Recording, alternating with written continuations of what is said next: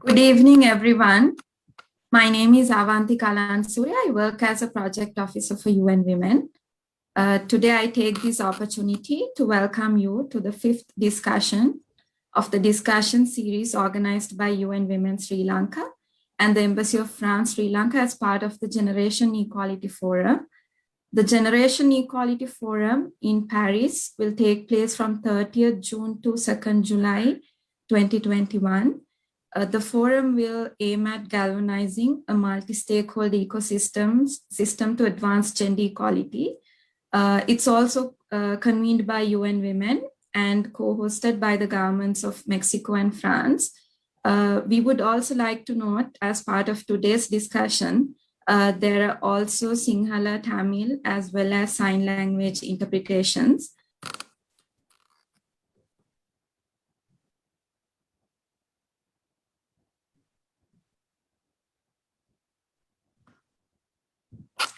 Today's discussion is based on tech and media for gender equality. It aims at bridging the gender divide in terms of access to technology while fostering women-led innovation and growth, both in terms of policy as well as network building. It also aims to address and combat the spread of gender-based violence and discrimination facilitated through technology and online platforms. Today, to have this discussion with us, we have two panelists, Deepanjali Abhivardhana. Deepanjali has extensive experience in media ethics, media behavior, as well as media and women.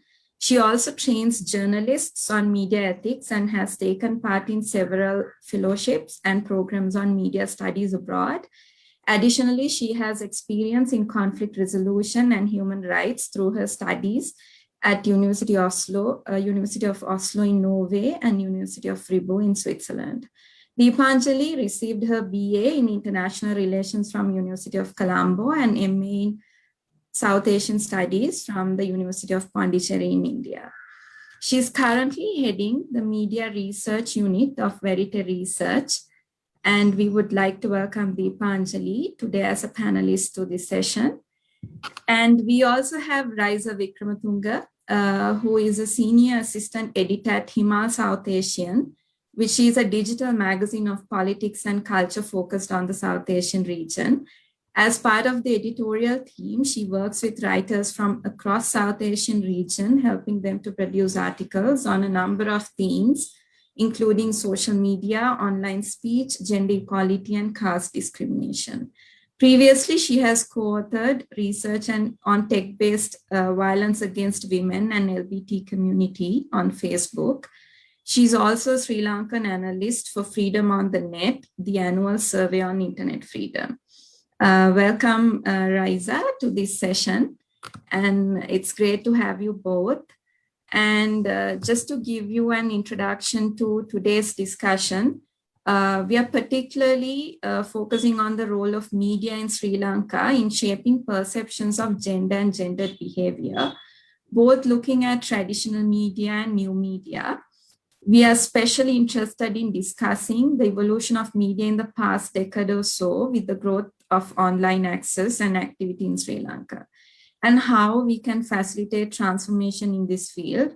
We would also like to further have this conversation on greater representation in relation to ethnicity, religion, caste, sexual orientation, gender identity, class and disability, and whether new media has provided a voice for the most marginalized. To begin with, I would like to raise the first question to Deepanjali. As an introduction to the media and its linkages to technology, when we say media, people still often immediately think of more traditional platforms such as television, newspapers, radio, and for great extent, mainstream media still play an important role in shaping opinions in the society. So can you tell us more about the influence of mainstream media on the society? Thank you very much, Avanti, Esther, and the team for having me here and for that very generous description. Thanks for that question as well. I think in order to speak of the influential role mainstream media still has in Sri Lanka, I'd like to discuss it from three perspectives. One aspect is reachability, where we see, like you said, how people also always refer to mainstream media when we speak of media. And also when you look at numbers, we can see that it's mostly mainstream media that is mostly accessible as opposed to other forms of media. So to give a couple of examples, a survey which was recently done by IMS also points out that TV has become the medium that is consumed by all age groups in the country. And at the same time, through our other surveys, from the conversations we have in order to understand media, etc., we also get to know that we also come across the same perception that it is the mainstream media that is largely consumed. So if you look at, let's say, 2019 after access data, they have pointed out that if you look at the internet users in Sri Lanka, that's about 37% in Sri Lanka.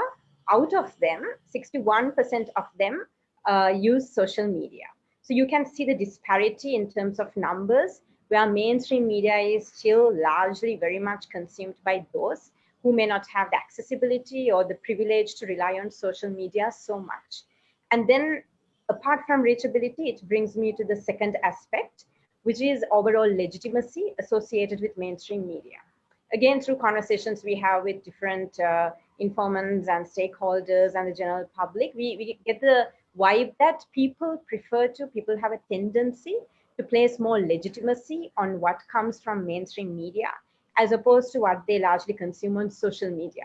It's because we have been accustomed through generations to actually place our trust in what we see, let's say, on TV channels or maybe through newspapers. So this again kind of brings to the notice that while newspaper consumption may be not so significant as TV channels are, that's again the audience or the numbers in terms of audience is quite disproportionate to the significance attached to mainstream media, because the moment you speak of legitimacy, there's so much legitimacy attached to mainstream media, whether it is newspapers or TV channels, though the numbers for newspapers may not be as high as TV channels are. Then it brings me to the third aspect, which is the overall agenda setting role of mainstream media.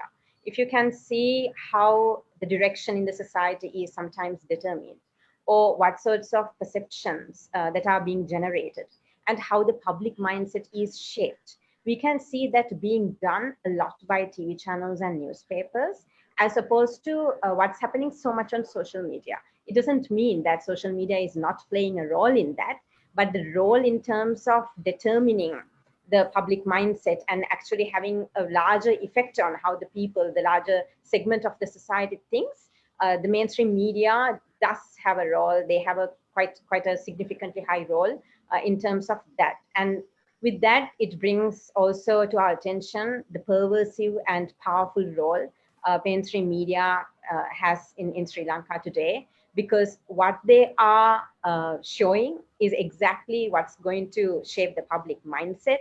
And that definitely shows then the power they have in terms of being able to affect the way people think, or even to pollute the way they think. And it definitely shows how much influential the role of mainstream media today is. And we can discuss this as we go along more in detail.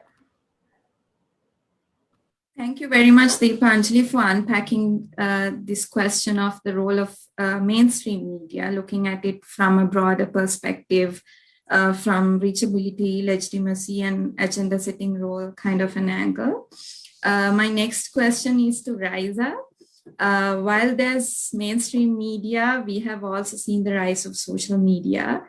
And Sri Lanka's digital literacy rate, meaning the capacity of a person to use a computer, laptop, tablet, or a smartphone, remains at 49.5% as per the data gathered for the first half of 2020 by the Department of Census and Statistics. And this can also be taken as a proxy indicator that at least, a greater number from this percentage will also have access to one or even a few social media platforms.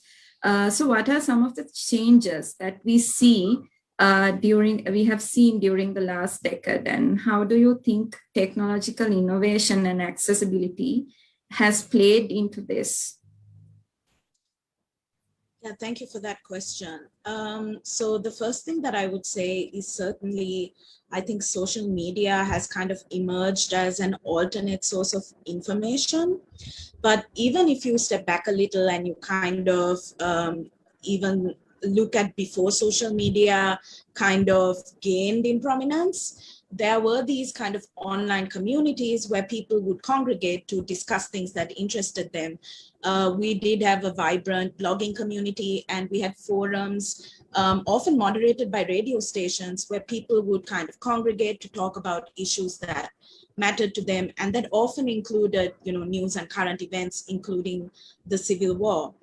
Now, those conversations have kind of migrated a lot to these social media platforms. And we do see many young people kind of talking about like issues that matter to them on Twitter, Facebook, Instagram, TikTok, YouTube. And it is certainly kind of very interesting to see the way that they use these platforms, each of which have, their own very particular strengths. And they talk about the issues that matter to them, whatever that may be. And I think there is certainly innovation there. Definitely, I would agree with Deepanjali's points about the reach of mainstream media and, the kind of long legacy that it has. I think it's also been kind of a global trend that there has been somewhat of an erosion of trust in mainstream media as well, as a result of, for example, issues like misinformation, the way stereotypes that are perpetuated, which I know we'll be talking about later on. So as a result, people are also looking at social media as like an alternate source of information, and it's kind of leveling the platform in some sense. However, as you very rightly pointed out, it's also a question of accessibility. And we cannot discount the fact that there is a digital divide in this country when it comes to access to online spaces. And we're actually seeing this manifest very poignantly in the field of education, where we're seeing, these photos of children sitting by the side of the road or climbing water towers just to attend online classes. So we cannot discount that. And we have to also remember that, the access to these spaces is also not universal yet. Thank you, Raisa, very much for kind of unpacking this question and highlighting the fact about the digital divide that we have and its impact on education. And going back to mainstream media, I would like to ask from Deepanjali. Since we are also today discussing about the portrayal of women in media, would you also say that there's a difference in how they approach genders, especially mainstream media, ranging from the portrayal of men and women in politics and those who are in the entertainment industry? What kind of differences that you see based on your previous work and research? That's a very timely and relevant question. So let me start by illustrating an example from the way how men and women in entertainment industry are differently portrayed. We have always been looking at tabloids or supplements issued with weekend papers, Sinhala papers mainly, because the main emphasis that our platform Ethixai that we have been running on Facebook and also on Twitter since 2016 has been always primarily focusing on Sinhala newspapers. And we've seen how questions are raised towards men engaging in entertainment industry and women engaging in entertainment industry. We see that women get questions as to whether they will now have permission once they get married to continue to act or to sing or to engage in that entertainment industry that they have been engaging with. And then they get questions whether they will be okay to actually act in a way that will be quite challenging to the character that they are upholding as a mother or a spouse. And then we also see questions directly asked where they are asked to comment on whether their spouse or the partner will allow them to continue to act once they get married, and also how they will make sure that their housework will not be negatively impacted by their career. Then when we see the questions being asked for men who are engaging in the same profession, we see all the questions including with regard to what they have in their pipeline in terms of career, what kind of reactions they have got for the role they have acted or for the song that they have released, and how they are going to plan out the rest of the activities in the coming months or years. There is no gendered lens whatsoever shed in order to ask questions from men, which are completely different from the set of questions that the women get. So I would like to invite you to actually go visit our page. We have done various infographics and a post showing the difference between how men and women in entertainment industry actually get different questions, which are directed through a gendered lens. Now, this brings to the overall question that you asked me, how men and women are in general portrayed in media. Men and women are differently portrayed. There's a stark difference in the way women are portrayed as opposed to how men are portrayed. And there are at least 4 different aspects that I can walk you through. So to start with, the main area that I see as problematic is stereotyping. There's a lot of stereotyping happening that I can discuss through 2 angles. One is where there's a lot of sexist references where women are subject to as opposed to men. Men are very rarely subject to those sexist references. If there is, let's say, a sex crime or some other kind of negative reporting, criminal activity, an abduction involved, we see the woman being involved or being allegedly involved being referred to as beautiful or as gorgeous. So there's immediately a reference to the physical appearance to say that a beautiful woman married to a lawyer is abducted. A beautiful woman raped during broad daylight. I'm not making up these headlines. These are actually what we have seen, which you can see on Ethicsai. And then there is this, apart from the sexist references that we see, we also see how women are upheld as the guardians or the protectors of the cultural values or norms. And there's this responsibility ascribed to them to take them forward. So one may argue that, well, it's not entirely negative. Why do you say that it's negative? It's negative simply because there's this gendered role once again assigned to them, which the men are devoid from. And therefore, it is through this role that the women are always held accountable or questioned. So one easy example that I can take you to is where Ethicsai team questioned one newspaper reporting which was featured in a relatively new newspaper at the time, a new kid on the block at the time, where it was said that a woman should be embarrassed to go to a supermarket, buy sanitary pads over the counter by using the debit or credit card, because that actually erodes or challenges or hinders her moral character, lajjabia, if I say the 2 words in Sinhala.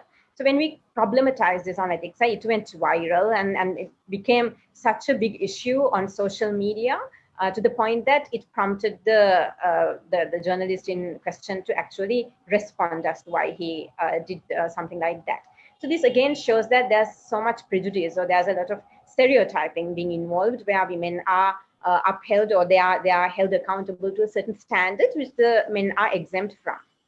Then that brings us to the second aspect, which is with regard to language. So language is not a mere tool of communication. It's a lot more than that.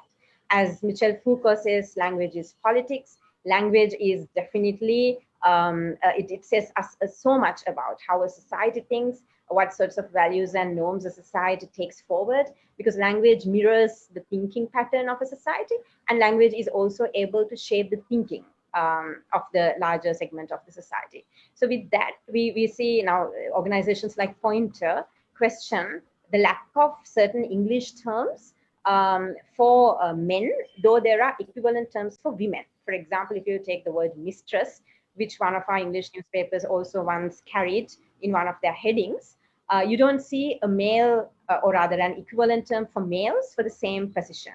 And if you look at the way how Sinhala, in Sinhala language, where we see this problematic language usage, something that we often question is the word dushanya, which is used in Sinhala to refer to rape or sex crime. So the term dushanya gives this impression that the person who has been subject to rape is polluted or impure. So we know the stigmatization that a person, a survivor or a victim of a sex crime has to go through, especially in a society like ours. Then there's double victimization when even language used to refer to such crimes has this negative connotation. So that's definitely one. But there's this progressive move from Tamil press where they have shed some of the problematic terms like that. They have reduced the usage, such as Tushpirayoham. I'm sorry if I mispronounce some of these words. And Paliyal, no, Tushpirayoham, and there's this other word, Karpalippu, which are seen as problematic to refer to rape. And instead, they have started adopting more of a neutral term, which is Paliyal Balatkara. So there's definitely a lot of room, ample room in a language, which can also be used in such a way that will not be used discriminatorily or in a sexist manner towards women. Then it brings to the last two aspects that I want to very quickly highlight. One is sensationalism. We see a lot of sensationalism where women are subject to, especially when they are the victims or survivors of sex crimes. There's a lot of explicit reference to women's physical appearance in a way that's done to put the blame, or rather the woman becomes as the person who is to be blamed for the rape or sexual assault that she was subject to. And that's the kind of notion you get when you read some of this reporting that we have highlighted in Ethics Eye. For example, one reporting where an underage girl was sexually abused said that this girl is more mature, like she looks mature for her age. And anyway, she was stubborn. She did not listen to anybody's advice. So it gives this impression that it's the woman who is to be responsible, and there's not a single word about the perpetrator or the person who has actually committed the crime.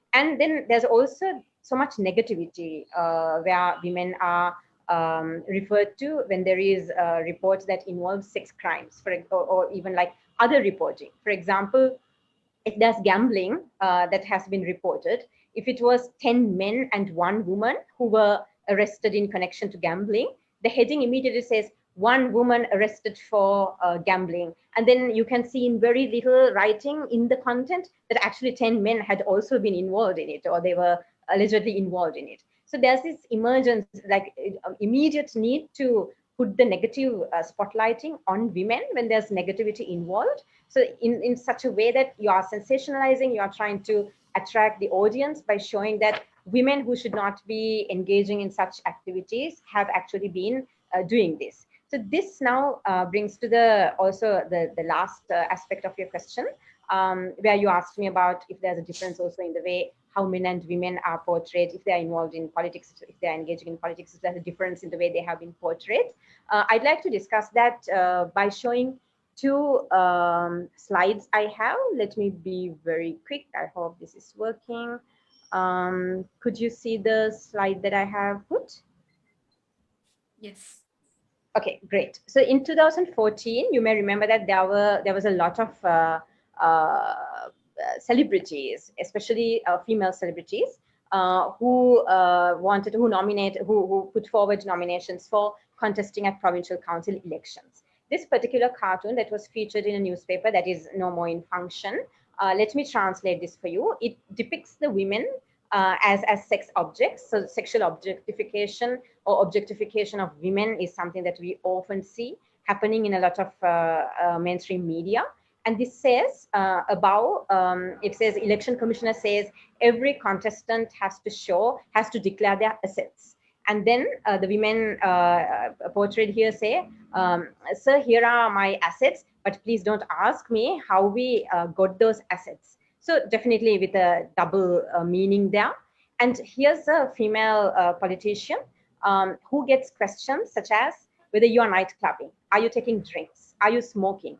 And have you ever seen, I mean, like this is an open question which I'd like to ask, like, have you ever seen male politicians being subject to such questions? Have you seen male politicians maybe being drawn like that, like sex objects? This is something that we see with regard to female politicians, which also reinforces this idea or this perception, which is not a perception, which is factually now proven, which shows the extreme discriminatory way that they are subject to. So we can keep talking about this. I'll stop there.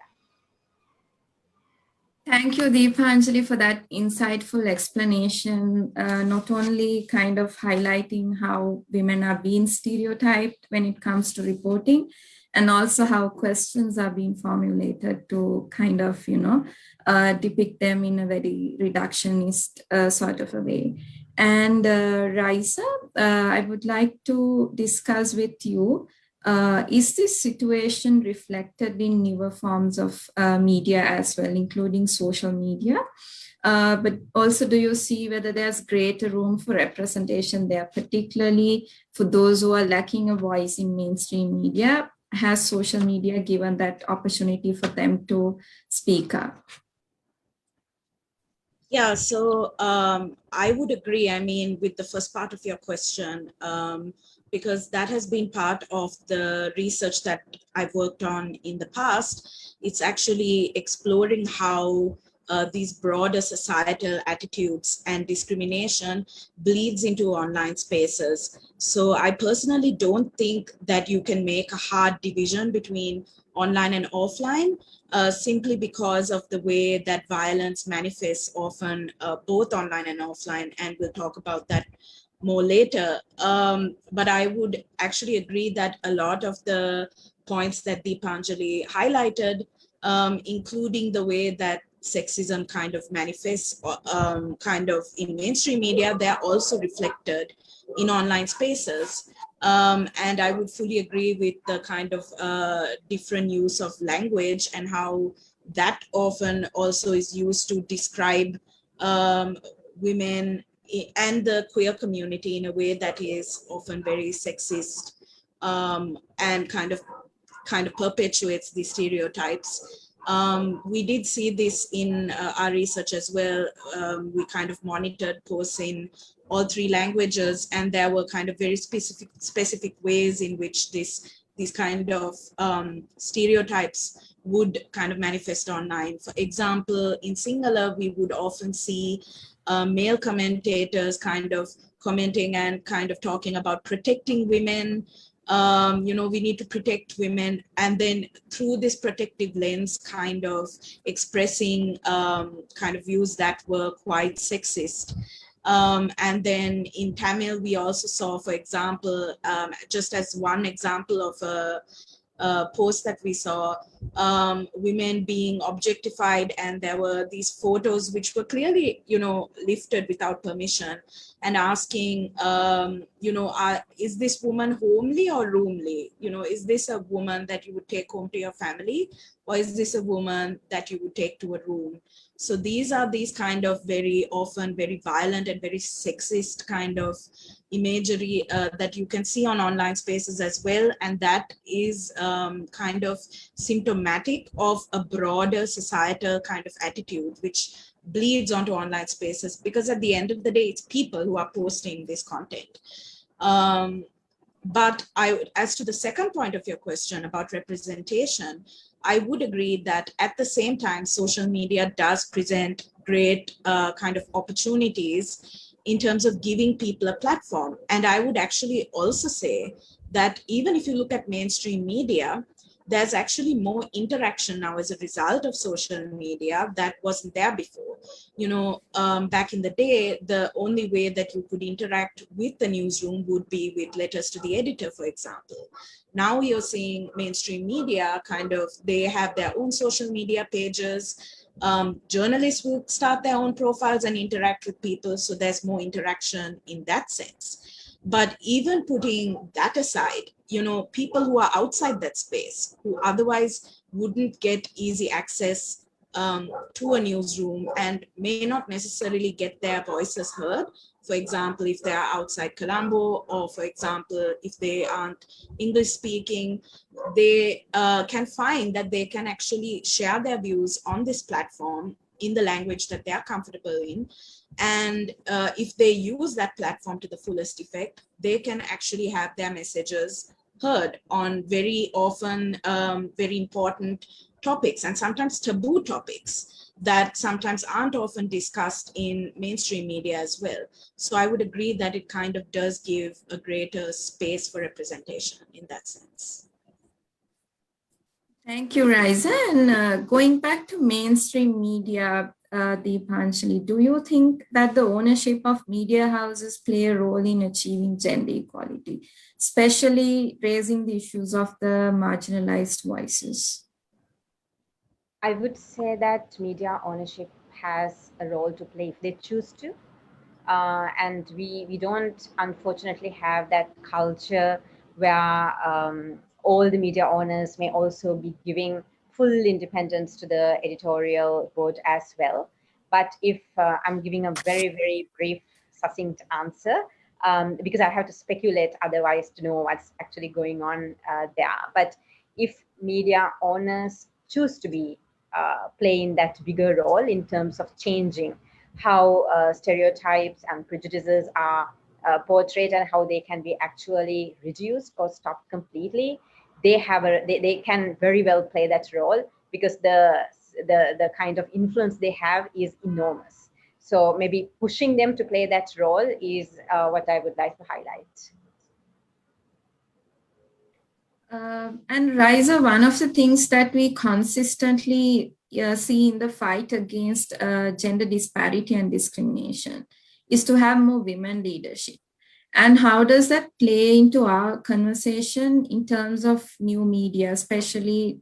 Do you think that having women editors, journalists, bloggers, and content creators sort of create that space, to discuss certain issues related to women, but also more towards, gender equality?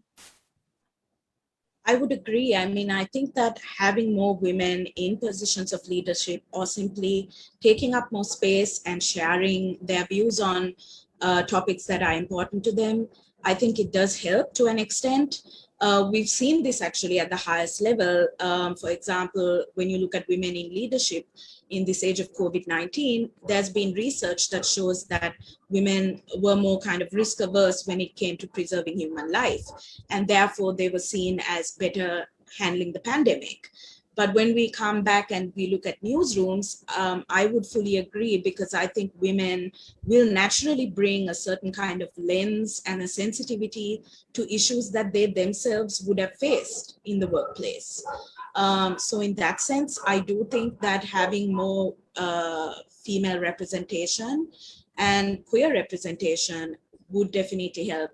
But having said that, I think that that alone is not enough.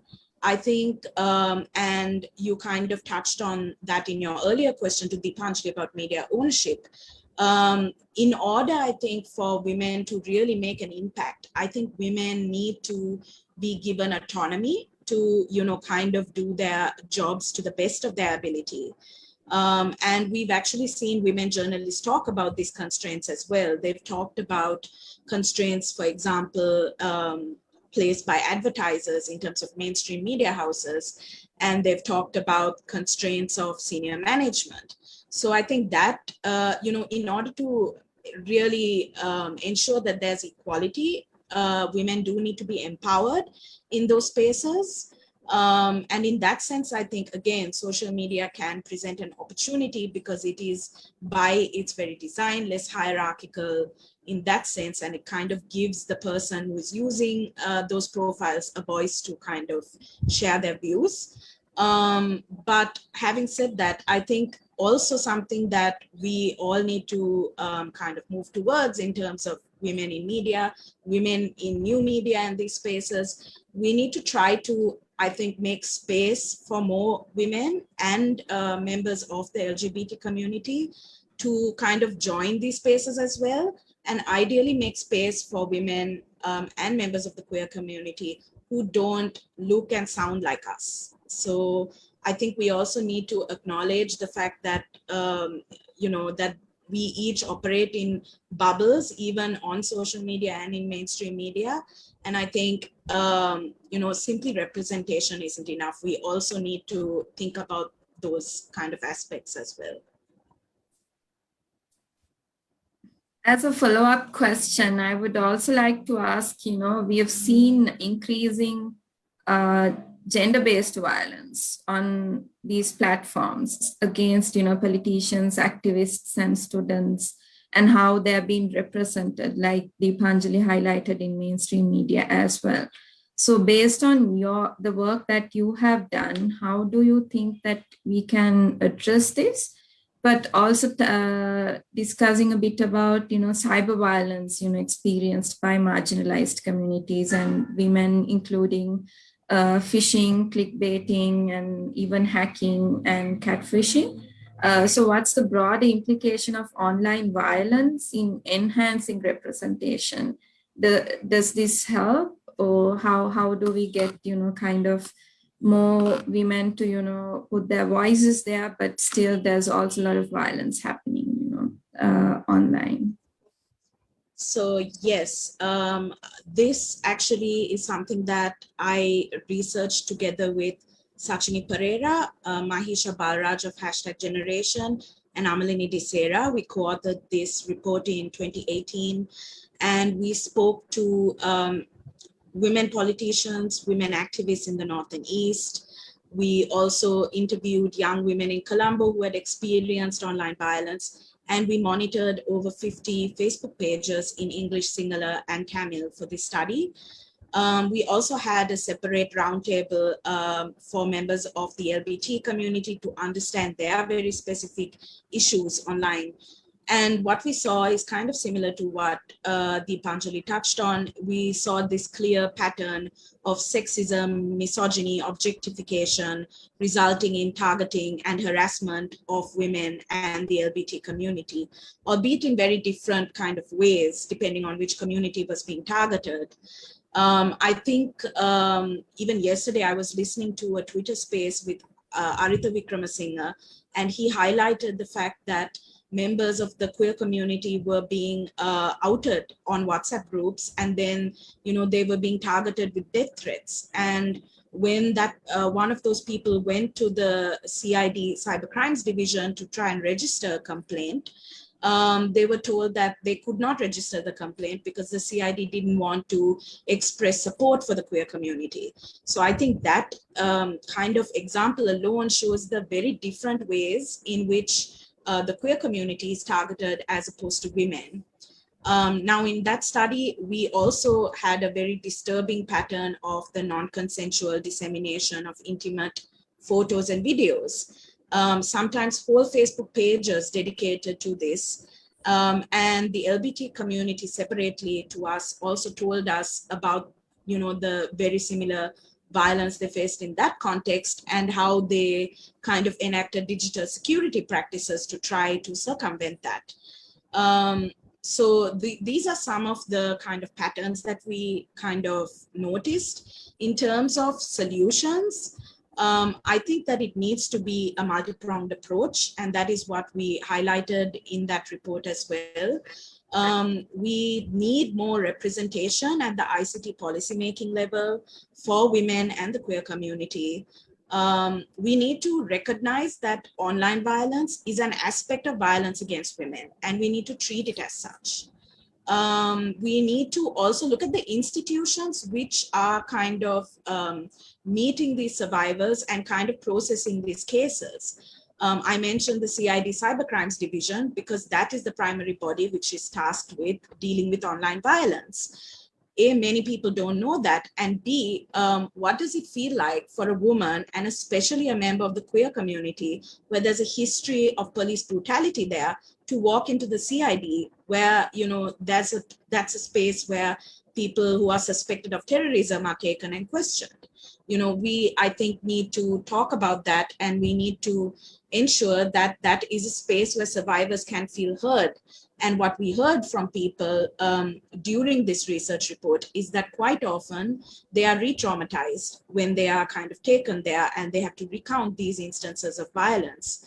What we have also heard from bodies such as the Grassrooted Trust, for example, who work with these people directly, is that they kind of operate on relationships with one or two officers who are kind of more sensitized, and that's how they take cases forward. Now, it's great that there are some people who are able to access justice, but there needs to be something more sustainable to make sure that it's not based on these relationships alone. So that needs to be addressed. In terms of social media platforms, they need to kind of update their terms of standards in order to kind of better address these issues. Now, platforms like Facebook have made commitments in terms of improving language capacity in Sinhala, but there's more that could be done in terms of response time and kind of just expanding and working faster to kind of address these issues. And finally, I think that, media and civil society has a role to play in terms of raising awareness of these aspects and kind of pushing to make changes. So it does need to be a multi-pronged kind of response. In terms of, prevalence, I don't think that there's a lot of recent statistics in terms of like whether there's a spike. I know that CERT has said that there has been around 16,000 social media incidents reported in their last annual report, but no information on what social media incidents actually means. And we know that they have separate categories for abuse and privacy violations, and a separate category for phishing and financial fraud. And there have been kind of spikes in those.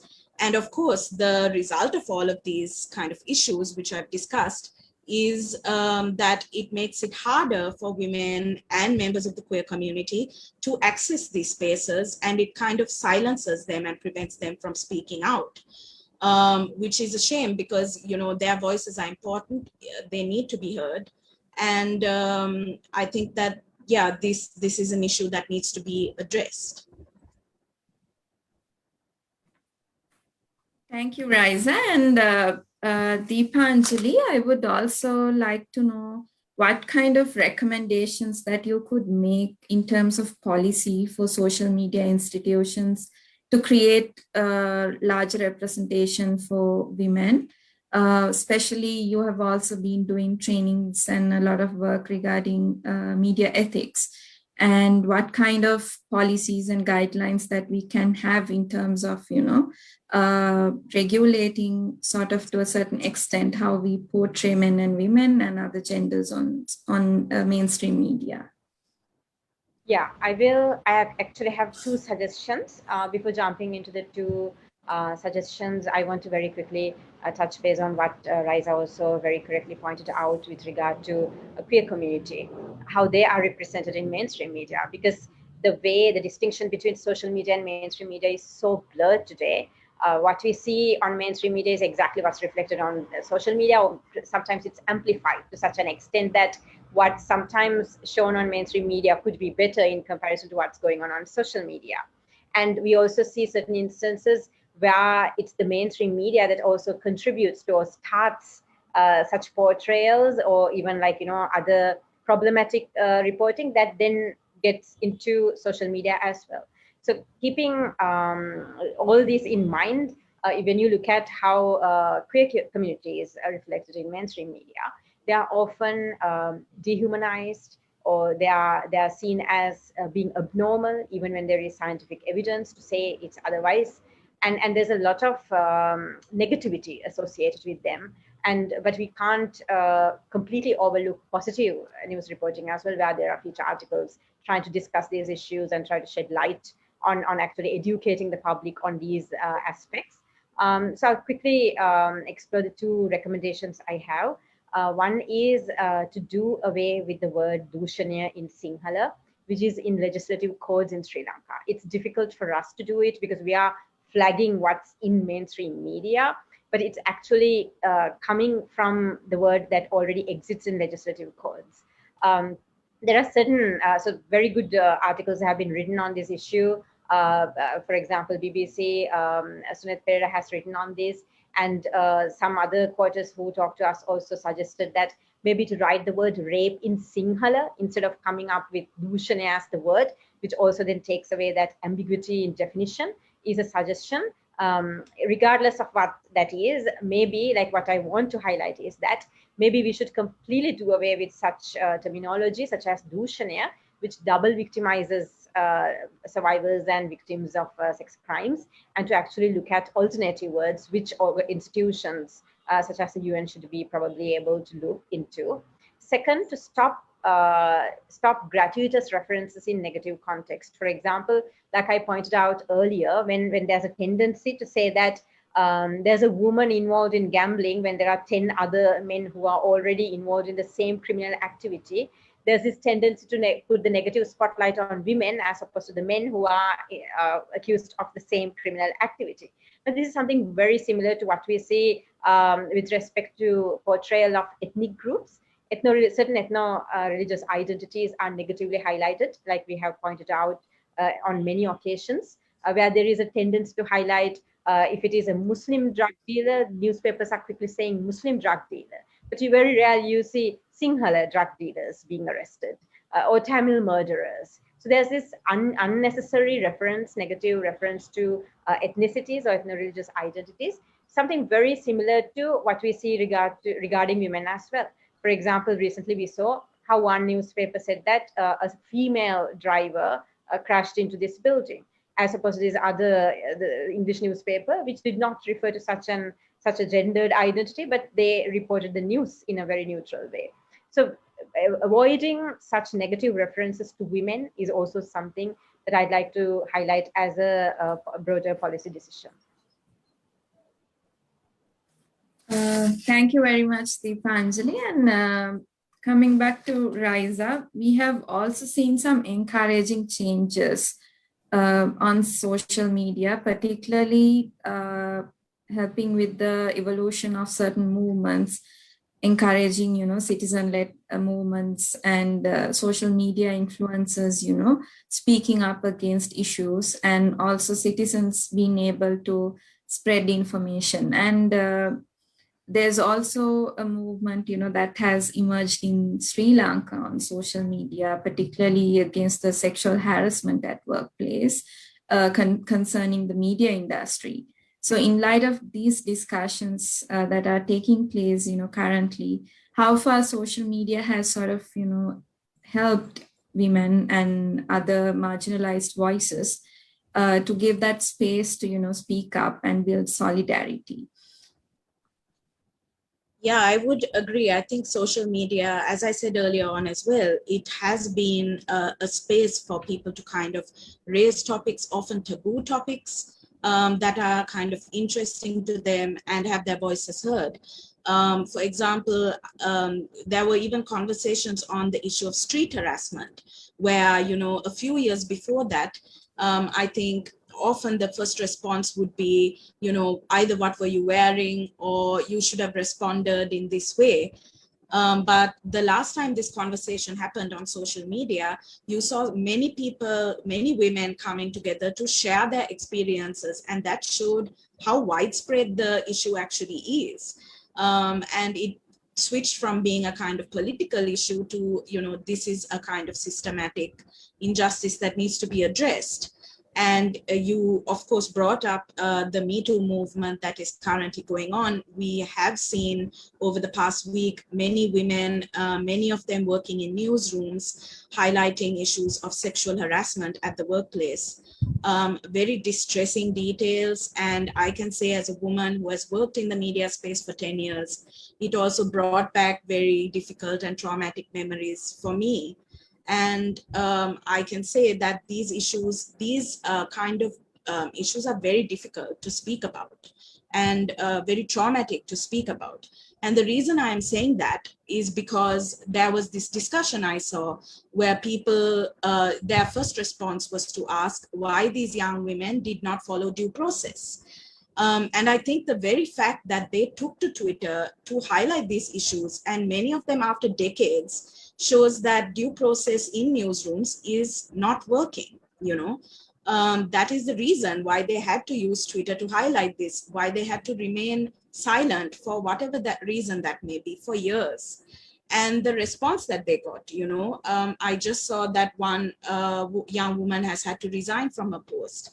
There are other women who have been threatened with legal action. This should not be the case, that women who are coming forward are being threatened with legal action and being expected to quit their jobs.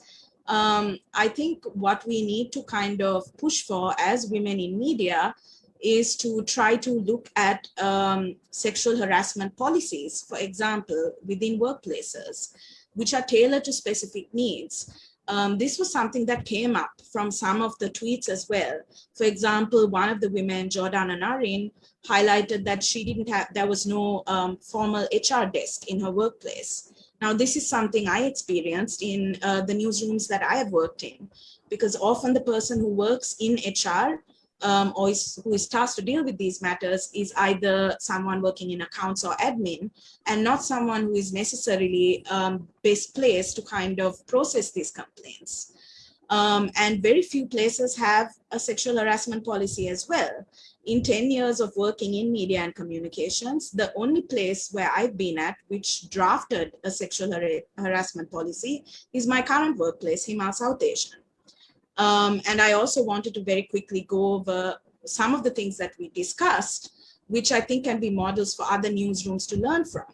We kind of discussed both formal and informal processes so that people could either raise concerns internally, or if needed, there could be an external person, a friend of the organization, but not somebody who's a member of staff or on the board.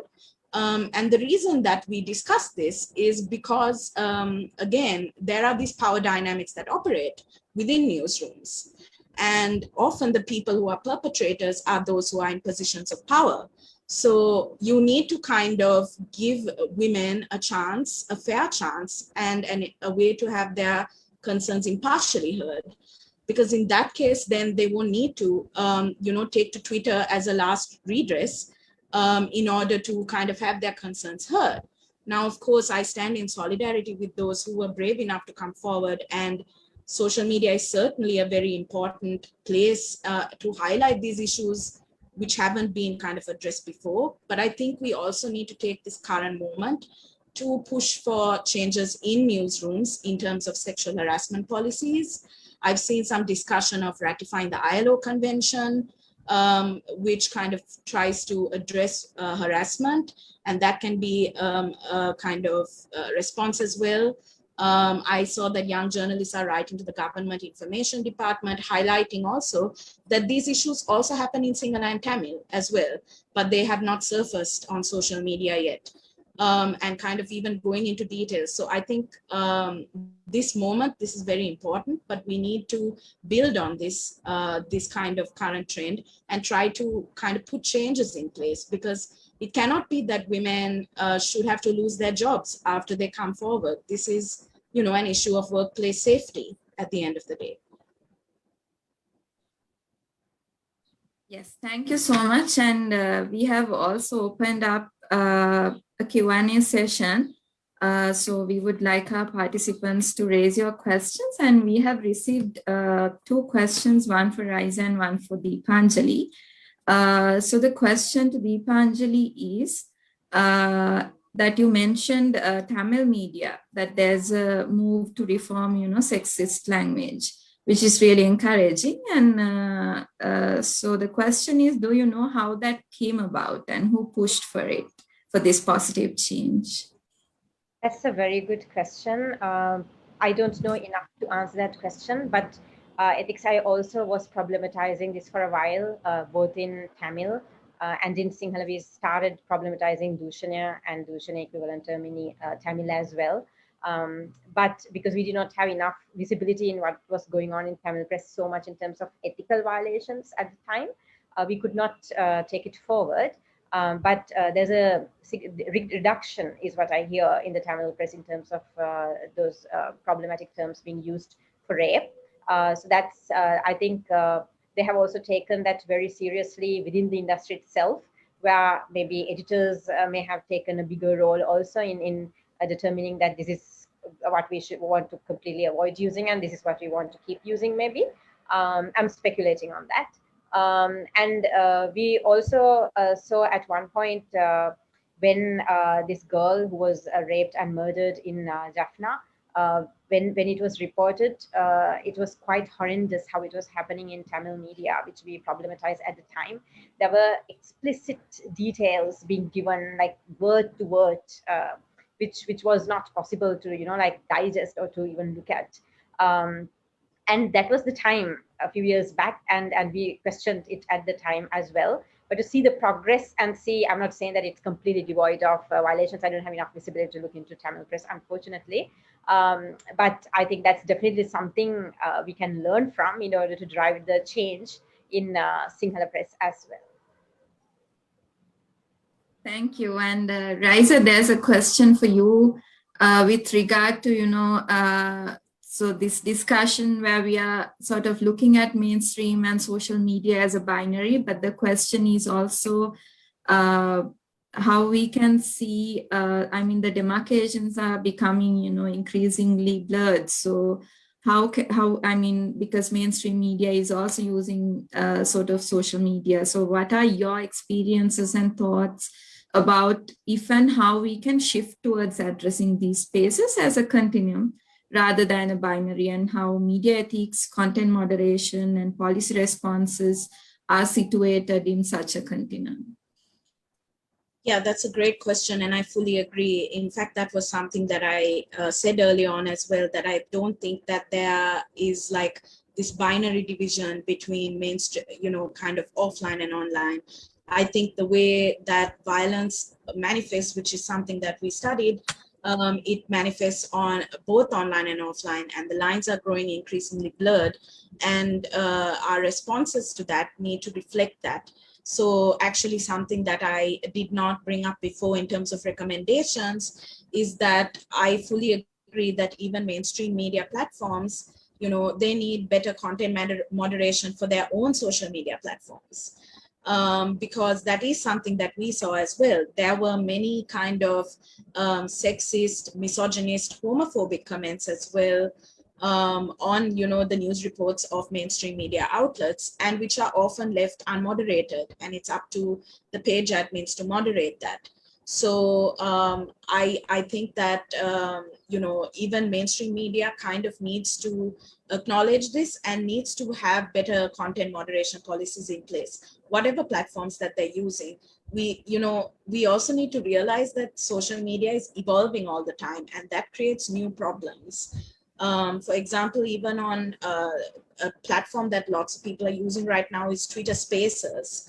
And we're kind of learning different things as different media organizations use this to kind of get reach. But how does violence kind of play out on those platforms?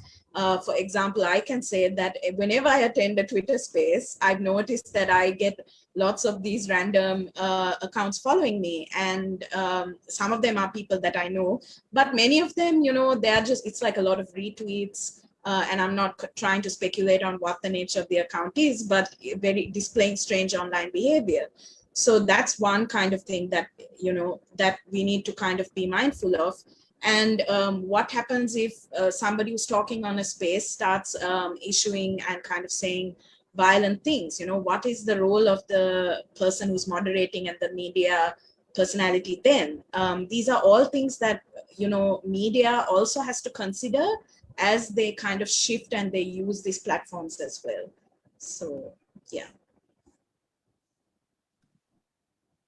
Thank you so much, Raisa. And I would like to thank both the panelists, Deepanjali and Raisa, for bringing your insights, based on your work and research. And that was really helpful for us to formulate this discussion. And with that note, I would also like to end today's discussion. And the last discussion of this discussion series on generation equality will take place next Monday at 5 p.m. on the pink tags. That will also be something interesting to follow. And thank you so much for joining with UN Women and this discussion. Thank you for having us. Thank you.